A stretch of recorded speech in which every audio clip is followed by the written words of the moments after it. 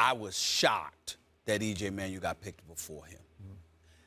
And I think the devastation that we witnessed on his face was based on the fact that there was a quarterback picked before him. Had no quarterback been picked in the first round, it would have been a little bit different to take. Because, all right, nobody, the quarterback's not the priority right now. It's these other positions, you know what I mean? And that would have been fine. The problem is a guy that was projected to fall almost 2 rounds lower than him got picked before him.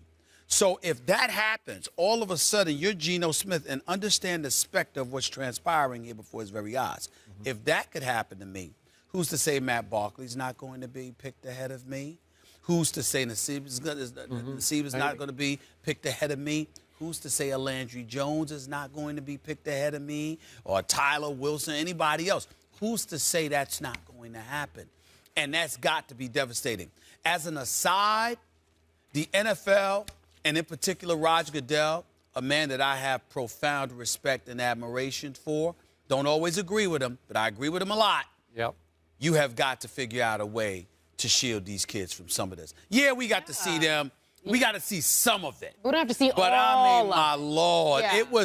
it got uncomfortable. It was uncomfortable. It got uncomfortable. Yeah. I was at the draft, for crying out loud. You're just sitting there scratching your head, and it's like, look, man, I'm ready to get out of here. And then I leave, and I go home, and I'm watching it on TV, and it's still going. I'm like, Lord, he's still there. And you just saw him hype, ready, then a tad bit disappointed. And then you saw demoralization and ultimately depression kicked in. And to have the world right there witnessing that, it's gotten to the point where it's a bit uncomfortable. And you know what? In the end, here's what it comes down to.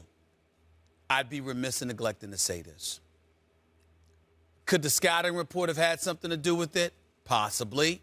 Could his tweet? But more than that, Skip, his tweet and his attitude in terms of, how he called out folks and we gonna see and all of this other stuff.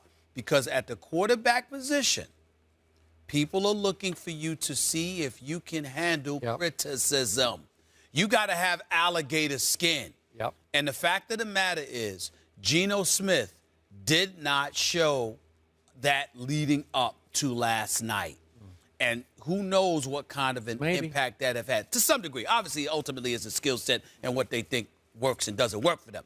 But to some degree, as the coaches that walk around this campus will tell you, you analyze all of that stuff. And even the scathing scouting reports, et cetera, et cetera. Those are red flags, and people don't ignore it. They then look at it, and then they didn't look into your background. They look at you, and they saw him getting a little bit rattled. And I think that may have been held against him to some degree. How do you protect these kids? How do you fix the system whereby they wait? Because you got a shot at having a big family hug, big national TV No, I'm not saying they right? shouldn't be there. I'm saying that once it's gotten to the point where, you breaking down before our very eyes, get him to the back. Go in the back of the room. That's all I'm saying. I'm not saying you just do it from the beginning. No. I'm just trying to say it's like, all right, we're seeing he's been passed over. He's not getting picked. Well, then would Stephen A. say the next day, don't hide?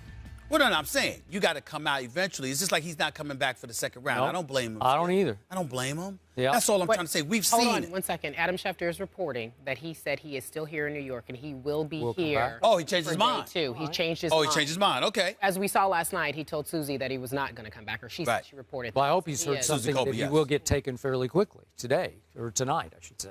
That's all I'm saying. Your thoughts? My thoughts are that it's hard for me to feel sorry for him because I'm pretty sure he's going to get drafted where I believed he would get drafted from the start, which is high in the second round. I thought that's where he merited getting drafted. That Stephen A., again, this is a mediocre crop at best. Now, if Buffalo had taken Geno at 16, I would have been much better with it because I think he's much better, will be a much better pro than EJ will be. But I think he should thank his lucky stars that he's going to probably, we're just guessing, but Mel's got him falling to Philly high in the second round, to Chip Kelly, as we all speculated could happen with the 4th overall pick. Remember that? Okay.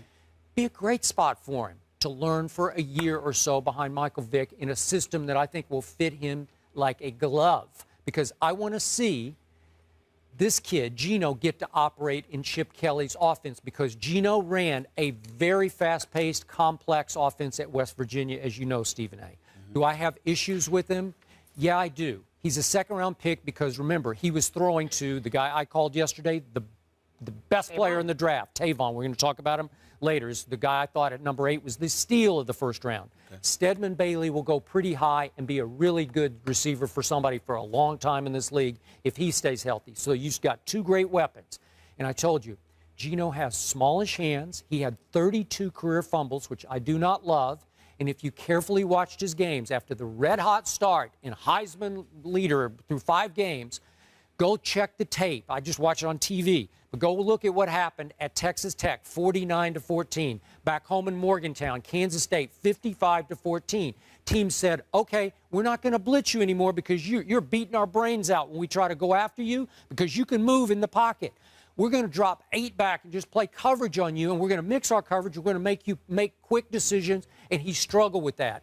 And he started losing his poise, and he got a little frustrated down the stretch, and they lost 6 out of their last 8 games. Yes. Not a good sign. I noticed that. I also noticed that primarily he's played most of his career through the shotgun offense. I'm not sure that's something that's going to work for him. It's not a big deal, but it's just, in other words, you've got to show versatility. You can't be one-dimensional. When you're dropping back in coverage, like you just pointed out, if you can't exploit that, then that's going to be a red flag as well. But also, Skip, let's go back to that Kansas State game.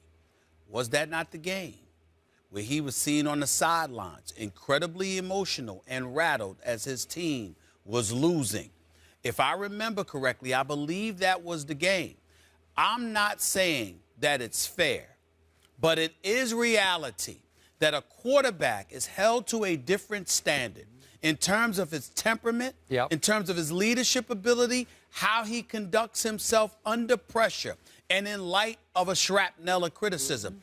And again, I'm not saying it's fair. I've been on the record saying that some of the things that have been said about him are grotesquely unfair. But it doesn't negate and potentially inaccurate. That's right. We didn't verify it for anybody else. Exactly. And potentially inaccurate. But it doesn't negate the fact that people are going to look at you and hold you to a different standard. For one reason above all else, the quarterback position is held to a different and a higher standard. And if you are not that kind of guy, it is held against you, particularly in the draft. Particularly in the draft. And I definitely think that was the case. What other explanation can there possibly be for picking E.J. Manuel over Geno Smith? What other? That could just be that you got one guy who doesn't have a clue. But wait a minute. Like one GM, but just like, it what could are you be that thinking? simple. But I asked that question because not only us, but everyone who has met E.J. Manuel has talked about how impressive he is. You know, you talk about his intelligence. You talk about his presentation. You talk about his composure.